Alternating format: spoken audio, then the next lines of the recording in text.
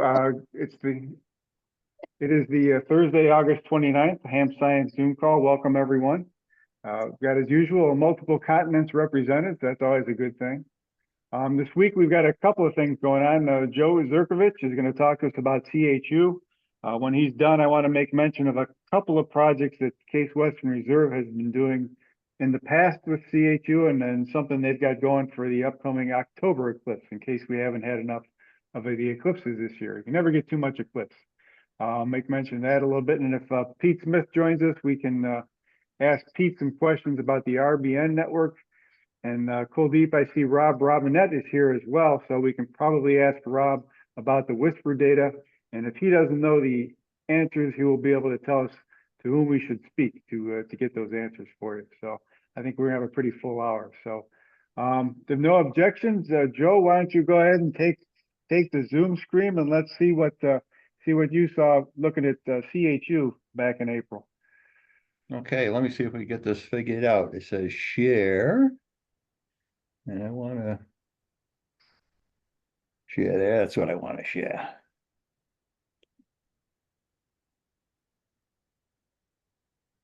All right, do you folks see that? Yep. Okay, very good. Last time I did it full screen, but I couldn't get the slides to advance, so I haven't figured that out yet. Basically, the idea behind this is, oh, come on.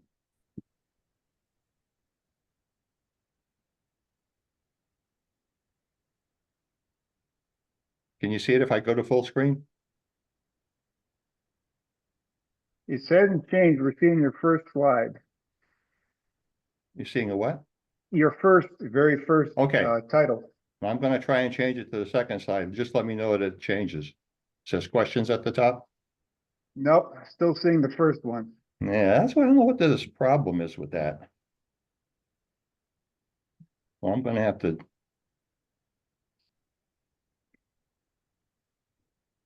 Now I should say questions. All right. We'll keep our fingers crossed.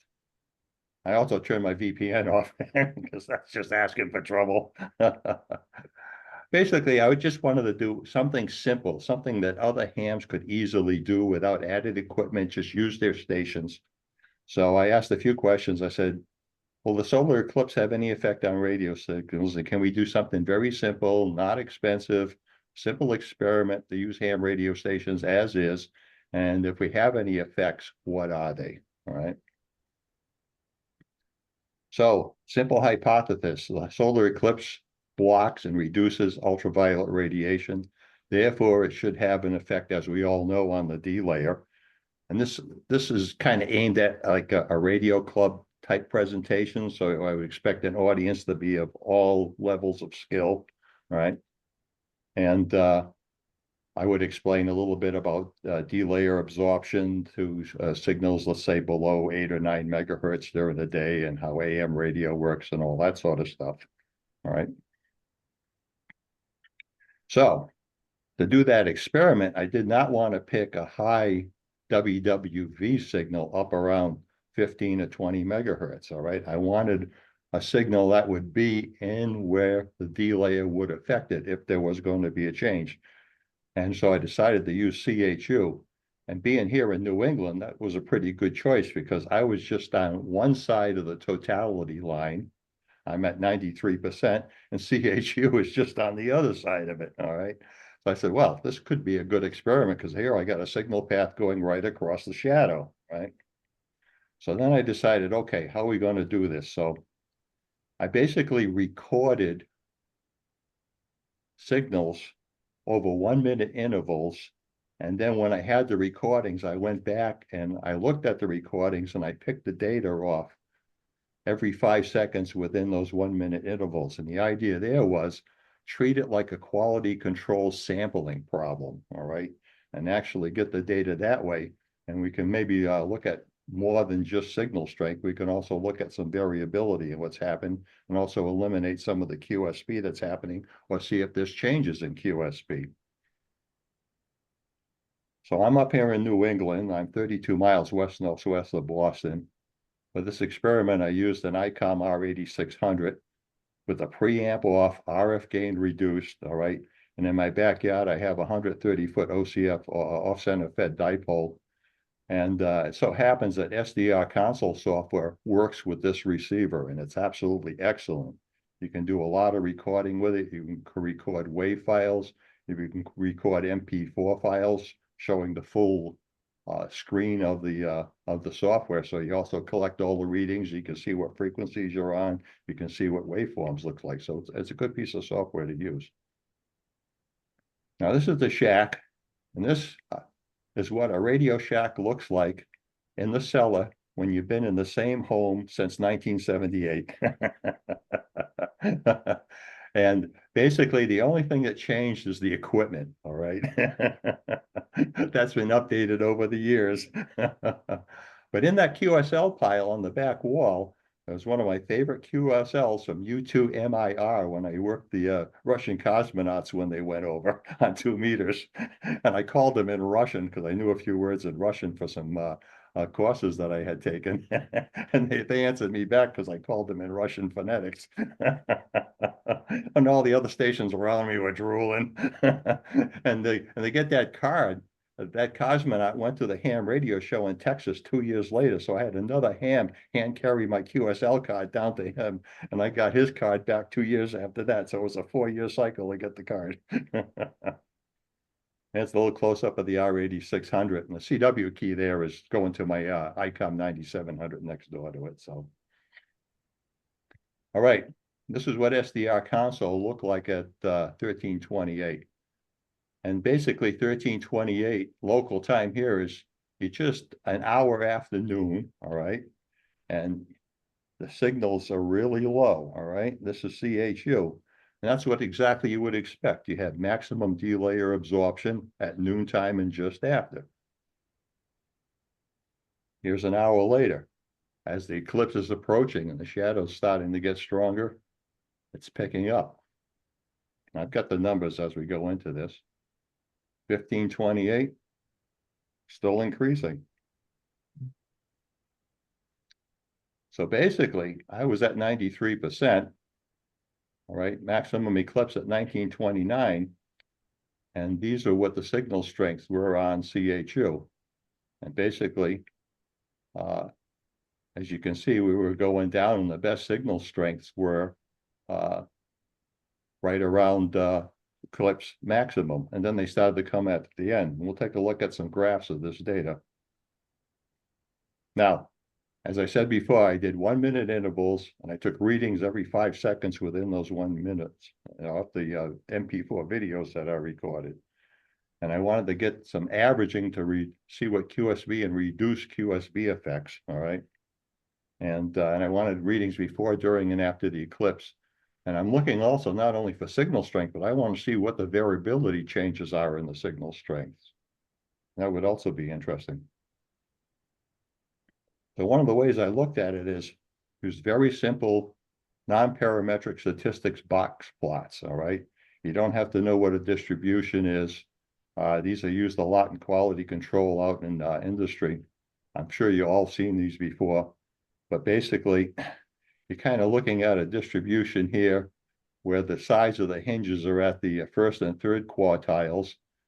The algorithm expects all the data to be within the whiskers, and if anything is outside, they might be outliers. So if we were doing a quality control experiment, you want to see what those outliers were. And then over here, it'll always show you where the median is of the data of that sample size. So here's to take a look at what the eclipse was over time. We've got the signal strength here on the left, time in UTC on the bottom. Basically, here was our local noon time and where we had maximum delay or absorption. Then as the eclipse came, all right, big difference, over 20 to 30 dB difference in the signal strengths at the CHU, my QTH. So I'll expand those out a little bit. And basically now we're looking around eclipse totality. And this is where eclipse was total. And even looking at the median points, if you just plotted the median points, you could see the effect, right?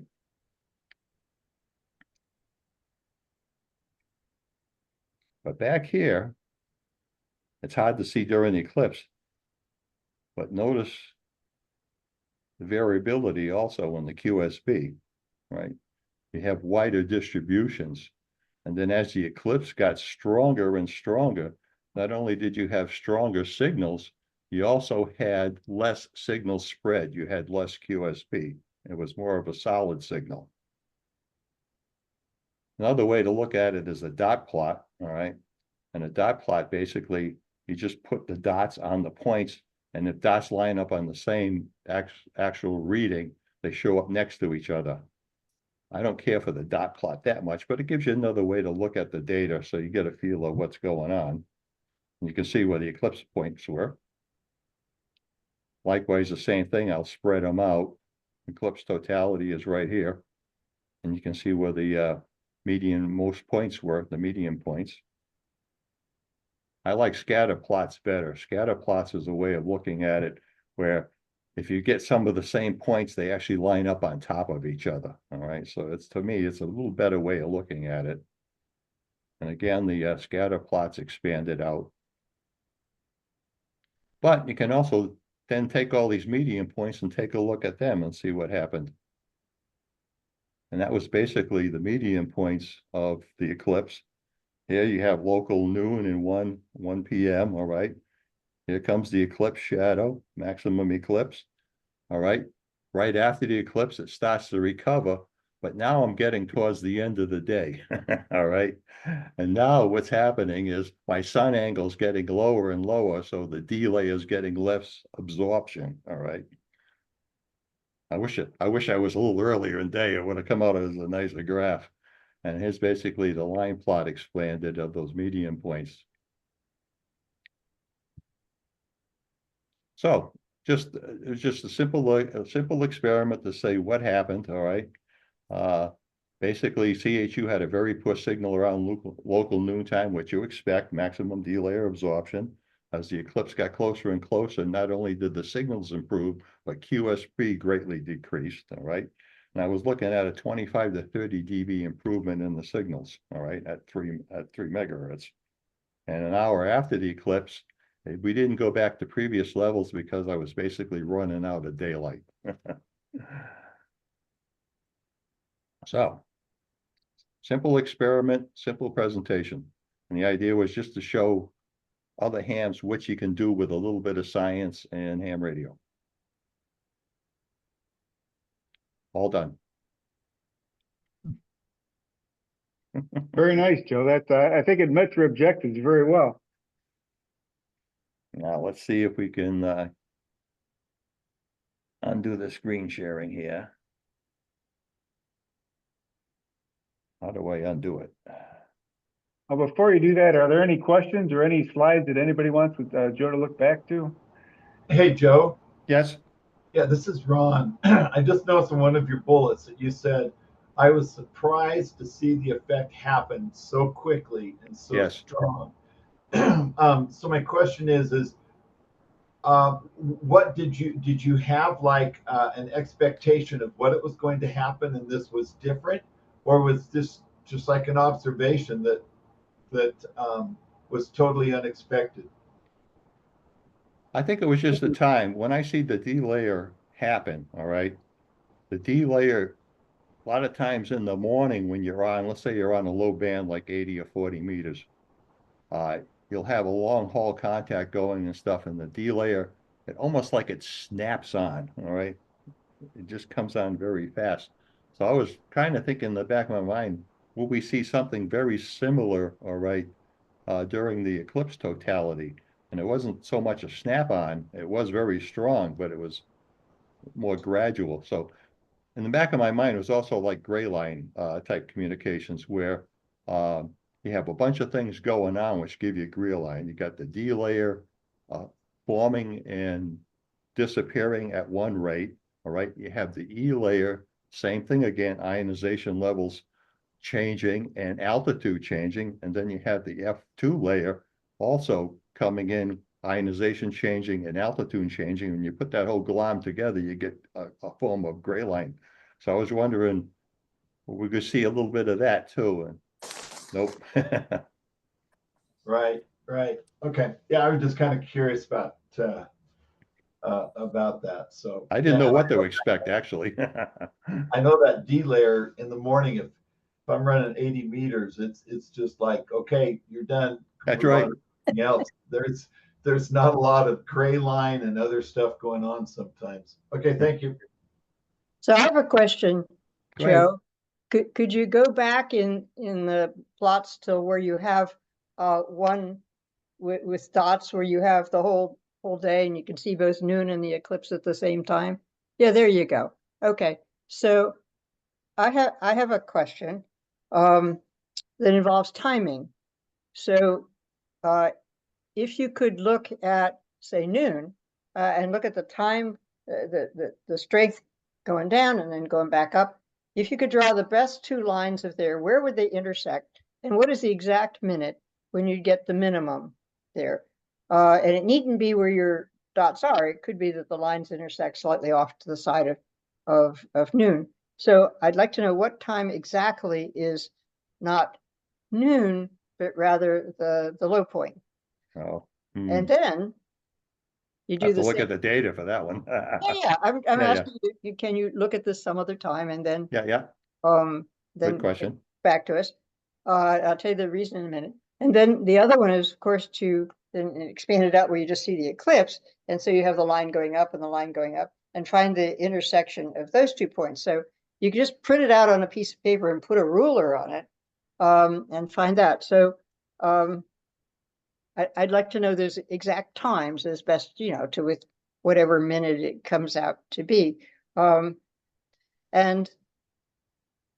the reason I asked that is I'm curious about the onset and the behavior of establishing or disestablishing the delayer absorption capability. The other thing is that during this eclipse, one of the things I did, besides taking data with a telescope, is to I had a small thermometer that I had just leaned against the house in the shade and was recording the temperature of the air as we went on the eclipse. And then what I found is that the temperature got chillier and chillier as the eclipse went on, and then it got warmer and warmer going out. And where I was in Vermont, the difference was amazing. It went from 80 degrees. It was a nice hot day, just after lunchtime, and then it went down to 60 degrees, at which point people began to say, do I need a sweater? No, just wait. But people noticed it, and not just the temperature on the thermometer was showing this.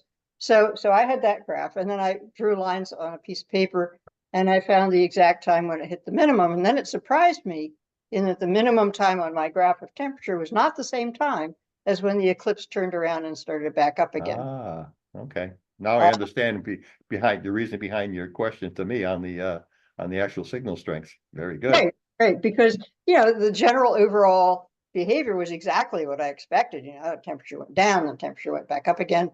But looking at the details with some precision, you get something else. So eventually, some months later, I ran into a real meteorologist and asked him, what was I really measuring? My difference was 7 minutes, which is really quite substantial. And I said, is that because it takes a while for the air to heat up? It's like the ocean, like a sink. Yeah. Yeah. Or I was on the second floor deck. Maybe the air had taken time to get up to the deck. And he said, no, you've measured the thermal mass of the soil where you were. Oh, wow. Oh, Not what I wow. expected at all. But he Nope. said, yeah, 7 minutes is about right for soil. You did good. So Joe, get those two numbers and talk to us. As a side note, my niece and her girlfriends were up in Vermont on Lake Champlain shore watching the eclipse and having a grand time. Very good. Very good.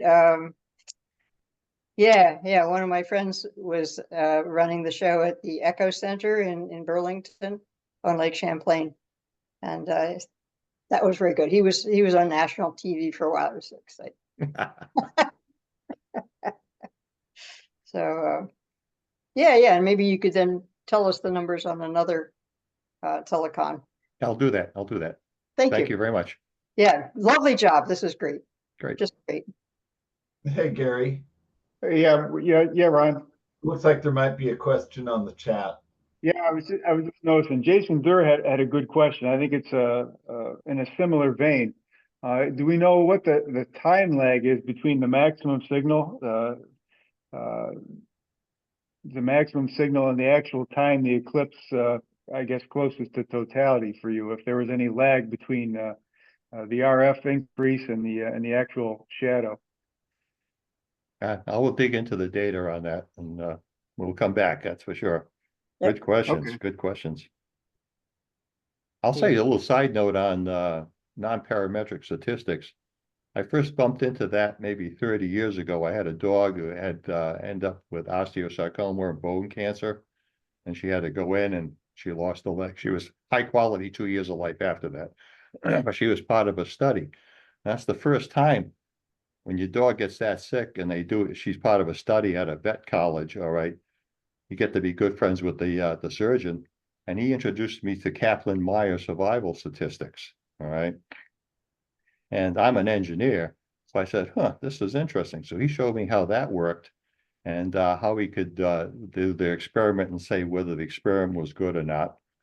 So I turned around and I have all his data from that experiment, and I put it into, and I did it as a Weibull distribution with censored data, because some dogs lived after the experiment, some pass away, and I exactly matched his result. So a statistical analysis using a distribution matched his non-parametric Kaplan-Meier type of analysis. And when he was done, now that he had a distribution, now he could do forecasting and stuff and everything he can do with a distribution. So that was the first time I ran into non-parametric statistics, other than what I showed you here, like in quality control type applications. Very nice. How many dogs were in the study? I would, at the top of my head, it was close to almost 100. Wow. Yeah. The idea with the study is when do you start chemo? After they have to lose a limb. And dogs do very well on 3 legs. All right. Mine would run around the yard 100 miles an hour on 3 legs. How the hell are you doing that? But the study was, when do we start the chemo? Do we start the chemo 2 days after the amputation, or do we wait 10 days? And is there a difference in the survival rate of that? All right. And the answer came out was no, there's no difference in the survival rate. So give them the chemo 10 days later, because it helps them recover from the surgery. But there was a huge difference between doing chemo and no chemo. All right. The dogs that got the chemo lived a lot longer than the dogs that didn't get any chemo at all.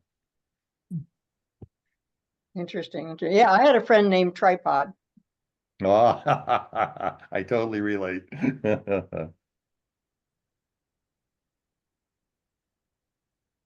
So we're good. I'll stop the share. I also thank Okay. you for sharing the presentation. I wanted to ask, you had the signal strength measured. So is it kind of signal to noise ratio, or we have the signal part only? That is one. Second is how far you are from the transmitter. Oh, that I have to get the exact mileage. I The don't rough yeah. number. Don't even have a rough number in my head. Okay. Joe, what town do you live in? I'm in the town of Harvard, Mass. So I'm 32 miles northwest of Boston. Is that where And Harvard University is? No, Harvard University is in Cambridge, next to Boston. So why I'm did in a town that my town, when it was incorporated, was named after John Harvard. oh, is a person's name? Oh, Yeah. didn't The know same that. guy that the As is the university's college. yeah. College is named after him too. And I'm curious of one more thing. In the box plot, you had the distribution and the spread or the box length. Is it consistently higher in the morning and lesser spread in the eclipse? That's what you may be said. Lesser spread in the eclipse totality, but a higher spread during the morning hours. That goes the other way. or the other way? Spread in the signal strength is more in the totality or more in the morning?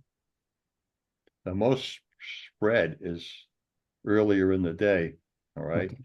Okay. And then when it was worse, all right, the spread also tightened up, but you could just barely hear the signal. Okay. All right. But then, during the totality, it was pretty even, all right? Yeah. Okay. And then as we're starting to lose sunlight here, getting low in the horizon, I'm on the eastern side of a hill, so the sun's starting to go over this hill. Okay. Thank you for sharing this. Thank you.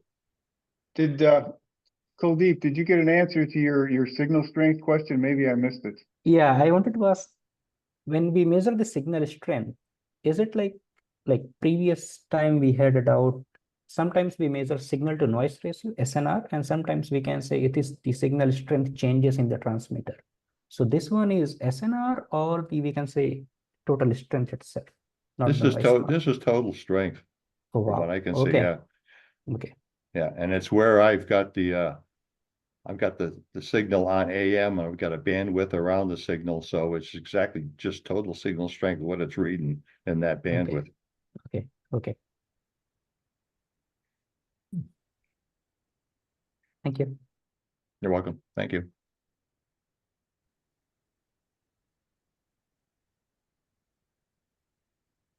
Jason had one more comment. I'm not familiar enough with the statistics. Jason was saying, I wonder how the time lag will depend on MLT and MLAT. I mean, you're just looking at a single location, your home, but maybe there's some way to use to extrapolate or to get information across with perhaps a greater geographic area. Or... Yeah, don't know.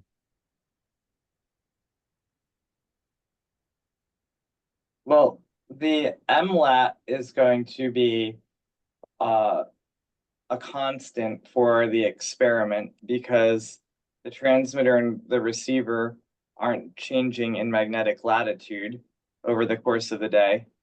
But the MLT will vary. That's magnetic local time because the receiver and the transmitter are moving in local time. So that's something to think about. Interject with a clarification. Sure. So Yeah. I guess what I'm wondering about is this is a single point measurement, and I mean, the time duration of the eclipse is very small, so even the MLT dependence is going to be some small width, right? Right. But I guess what I'm wondering is whether using these like D region absorption plots that you can find like on the Space Weather Prediction Center, if you could figure out what the time lag is at your location and then just use that absorption as a function of MLT and MLAT in order to get like an entire geographic distribution around the Earth for how that will be affected, and then just interpolate it along the line of the eclipse. Does that make sense? What is the resolution of the DRAP, which you are saying? There's this thing on Time resolution. Space Weather Prediction Center.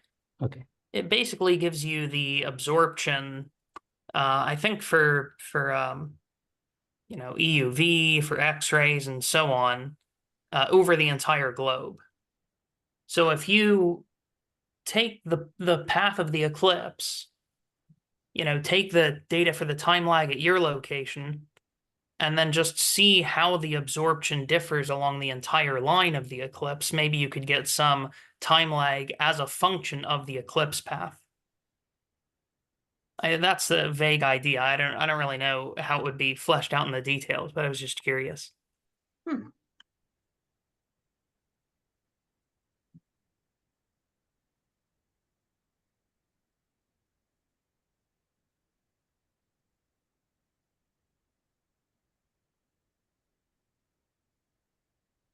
Silence. I have a quick question. Looking at that box plot, was there a dependence in the spread on the rate of change of the signal? So where you show the large spread, it's also when the signal was changing dramatically over that time. So did you look at that? Because you have the 1 second intervals, or 5 second intervals over the data. Was there a rate of change component? I didn't look at that, but I will now because I do have the data. We'll take a look at that and see. Because where you have the wider spread, it was faster. It was heavier and quicker QSB dips.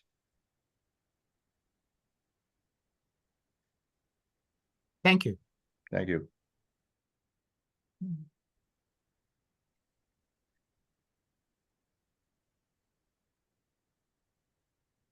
Well, very good, Joe. You gave us some food for thought, and I think we gave you some more, more things to Absolutely. look into too. I won't go hungry. Let me stop this share. There we go. Back to you. All right, great. Thank you very much for putting that together and for showing up today and sharing it with everyone. Do you A number know of questions. anybody else who has done this? I'll speak up. Are you hearing me? Sure, Yes? Dave. Yes. Dave up here, W2HMT. I did something quite similar to what Joe did, even more crude.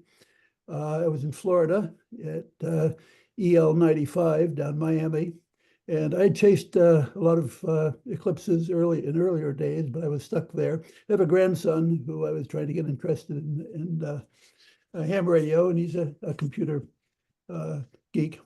But he and his family went up to Canada and watched the eclipse, left me back at home in Florida with just with my transceiver. So what could I do? Well, I went on with Whisper on 20 meters and did that all day. So that got entered into the contest. But during the eclipse, I set the transceiver on 10 memories from WWV 2.5 megahertz all the way up to the group that had a 6 meter, and just monitored with the S meter those 10 frequencies in 5-minute intervals for 30 seconds on each one, and watch the S meter, and it would go up and down, but tried to record the maximum sustained level, ignoring noise bursts and ignoring QSB, and wrote that down and just switched to the next one, and did this in cycles, starting quite early in the morning and going through the day. And of the 10 frequencies down in Florida, most of them didn't have anything unusual about them particularly, but 2 did. One was WWV at 10 megahertz, and the other was CHU at 7.85. which might be consistent, which is consistent with the longer path compared to what Joe has had. I don't have the paper of what I got on this computer, but let's see if I can show here. This is a whole dayline plot, so you're seeing early morning up through late afternoon, and those 2 frequencies. The red is WWV, the blue is CHU at 7.85, and the dark in the middle is the eclipse time. And darn if they didn't show massive gains compared to, if you see, I don't know if you can make out the dotted lines, the next day I repeated the exact same experiment. And during the middle of the day, there was nothing at all on the, very little on WWV and nothing at all on CHU. But during the eclipse day, they were booming up to S6, 7, 8. I haven't changed it into dBs, but it's probably consistent with a 20 or 30 dB change. And even, I'm not sure it's statistically significant, but the peak of the red line comes a little bit, about half an hour, well, a few minutes at least. I could look back and see what it is. A little bit before the peak in the blue line, which is consistent with the the path from WWV coming to Florida sooner than the CHU. So very low scientific integrity, and just what we could do with what we had available, an antenna and a transceiver with switching from memory to memory, and letting my grandson then look over the data and plot it out afterward. So I had back in 1963 hauled a couple of receivers up to Canada to watch an eclipse up there, and saw what I thought was a remarkable enhancement of the 80-70 meter band in like 3 o'clock in the afternoon, hearing loud signals from Toronto and west of that during the eclipse. And so I was quite intrigued by that, and have wanted to repeat that sort of experiment. Wish I'd thought it far enough ahead to have some recording equipment to do a more statistical analysis, but hope you think that's at least something interesting. That was great. That's fantastic. Good job. Yeah, that's really interesting, Dave. Could you send us the data, or at least the plot? Send it to Gary, and then he could send it out or something. Okay. Yeah. That's really lovely work. Nice. Thank you. Is it possible to send the slides for Joe's talk too? I mean, if he'd like. Oh, sure. I've got them. I can just tell me where to send them. Yeah, probably the easiest thing, if you send them to me, I can post them on the HamSCIence Google group. There'll be about 1,200 people that may want to look at them, but you get, if you got a penny of each one, you do okay. But yeah, I did send you a copy when we were first talking to it, so you do have a copy of it. And that was maybe okay. a month ago, roughly. That's true, and I did share it with Mary Lou, so I do have a copy. Okay, I can put that out there. Okay, sounds good. Go ahead. Great.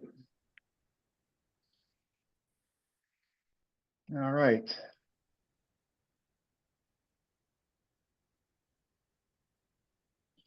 Fantastic. Very nice to see everyone's work. I mean, it's nice to see that one person's data supports and matches another's, obviously, and I think well, that's just obviously what you want to do. And it was nice to see the control data there too as well, Dave. That was obviously very important to see that. Okay. Kuldeep, you've been obviously had your mind working on the data for a few months now, the WhisperNet and RBN and the PSK reported data. And I know you had a few questions that Gladstone was able to answer last week.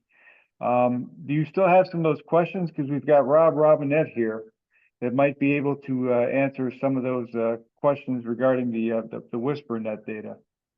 Yeah, sure. So I have the same set of doubt, but so I can ask maybe. So when we analyze the parts or the spot densities, the number of connections which are established between a transmitter and receiver, and we have a significant jump on the eclipse day from the participants, A, that is good, and B, that also opens up like close connections or far away connections. Now, those new established connections, they can be because of the eclipse impact, or they can be because of new participants coming in and going out. So one way we think is look at continuous time series of say half an hour earlier to half an hour later from the eclipse.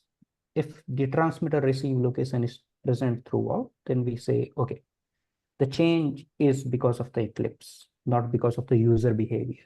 So the doubt which I keep getting is, if there is some other way, there is some other catalog or anything which can help with finding out whether the user popped in and went out, rather than just the catalogs which we have. Logs also help, but in terms of seeing the time series, is there a way to find out whether someone suddenly came in and went out, or it was intermittent rather than continuous.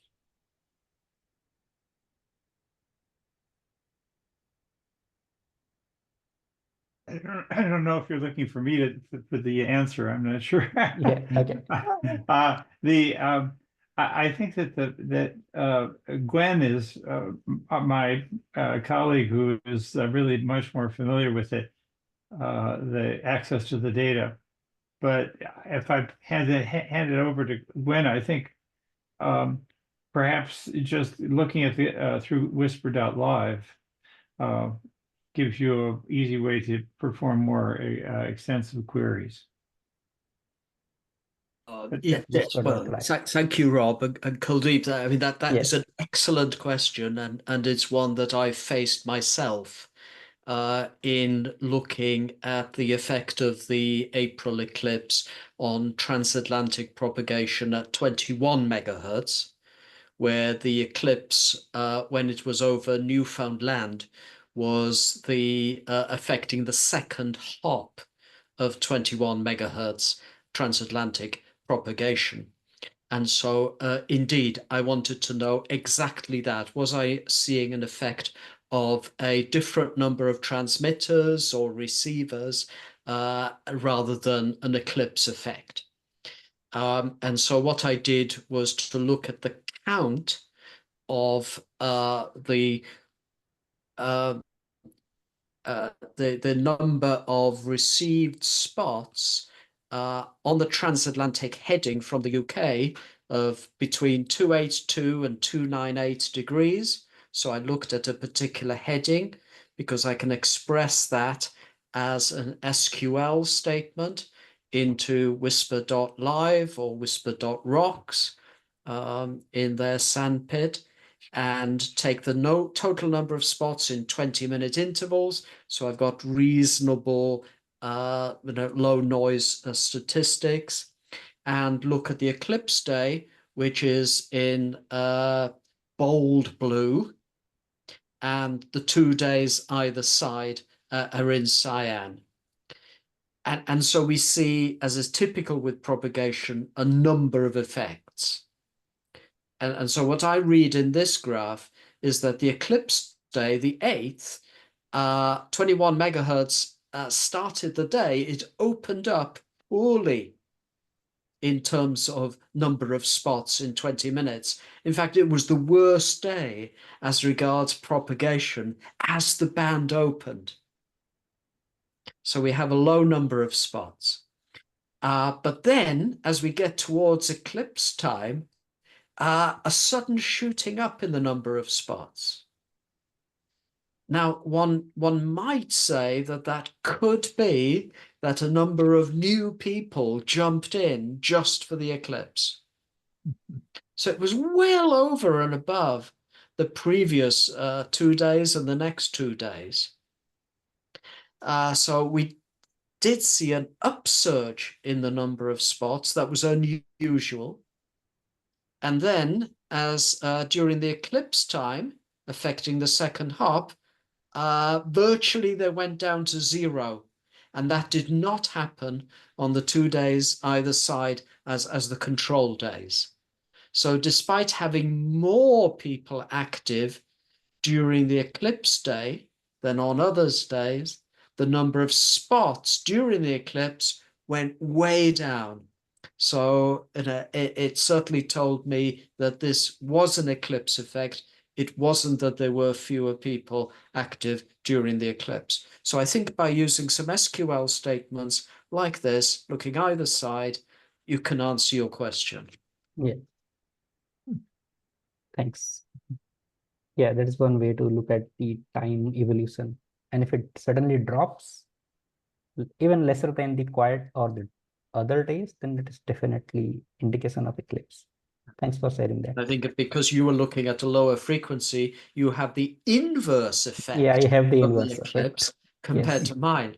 But that's just part of the richness of the data set, isn't it? Yeah, It's absolutely. wonderful. Yeah.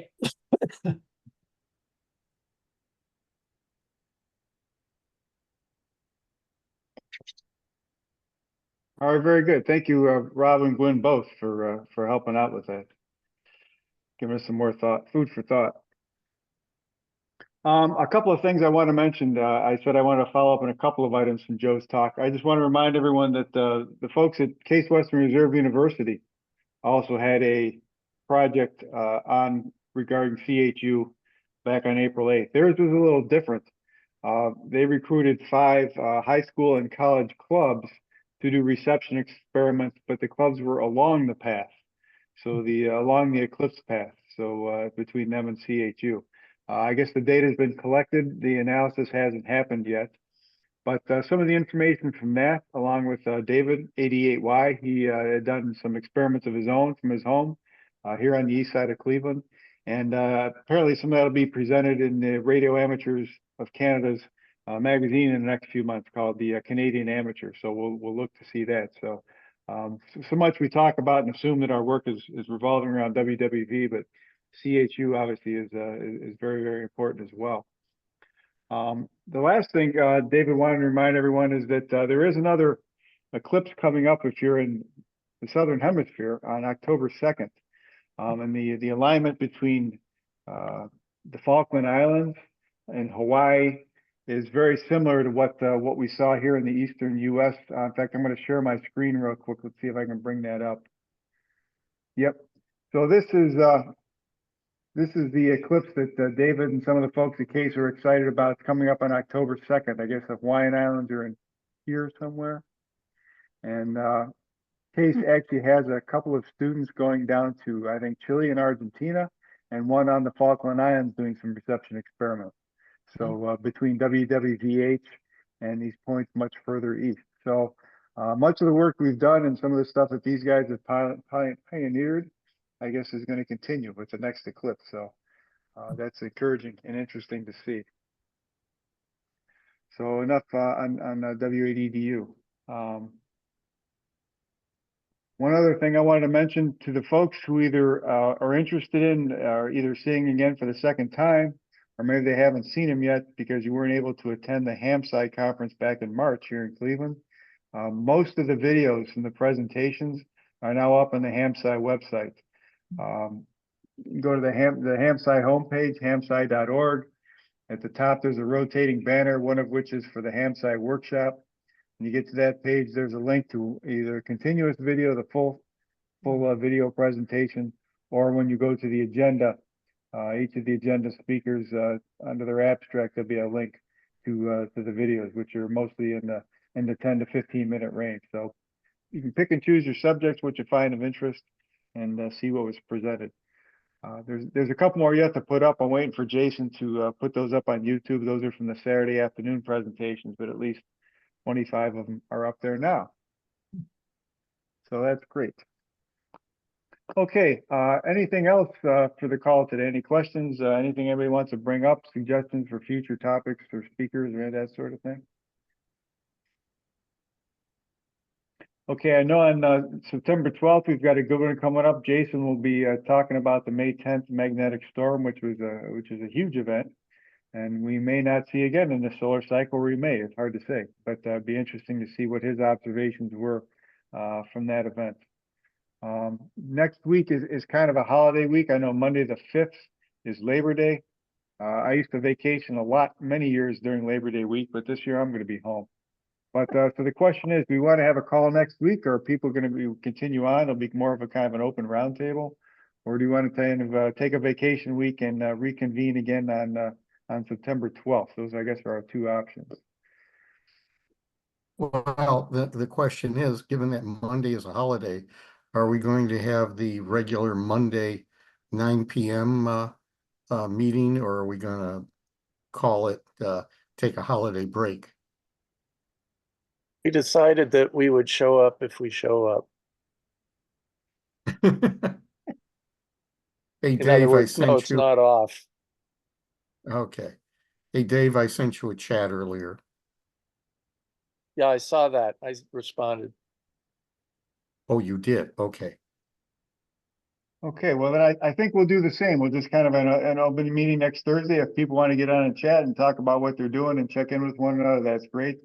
We won't have a formal presentation next Thursday, but a little more of a social hour, which is fine, which is good too. So anything else for this evening? Otherwise, it's just about 5 p.m. We've about filled our hour very, very well, I'd say. To those of you who are new, or maybe this is the first time you've attended the HamSCIence meetings, welcome. Please come back. Hopefully, maybe some of you saw the postings that Ed WXQR put up on QRZ.com and a couple of other sites. So it's good to see some participation and some new faces. If you find this sort of thing interesting, of course, join us. Come and go to hamsci.org.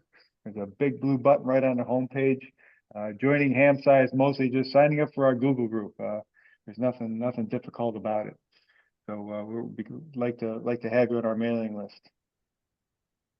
Anything else tonight, group? Otherwise, I'm going to head off for dinner and start my evening activities, and hope you all can do the same. So, Could I ask all right. a very naive follow-up question about Kuldeep's questions? Sure, go for it. So I'm not super knowledgeable about the WhisperNet stuff, so this may be just a totally confused question, but is there some way that from the signal itself, you can figure out whether it's someone just, turning on to transmit, or someone who's been transmitting, but just now they're able to bounce off and get received? You can look at whether a signal was received by anyone anywhere during each 2-minute interval. So that can give you some clues. But how would you know that that was associated with a specific transmitter? Because each specific transmitter has their own call sign and their own I see. Maidenhead locator. I see. Yeah, I see. All right. Okay, that makes sense. Very cool. Thank you. Very good. All right, everyone. We'll say 73. We'll end the recording and say have a good week. Everyone that's in the U.S., enjoy your Labor Day holiday. Everyone else, have a good week, good weekend, and whatnot. So 73 all. 73. 73. 73 all. Hey, Dave, are you still there?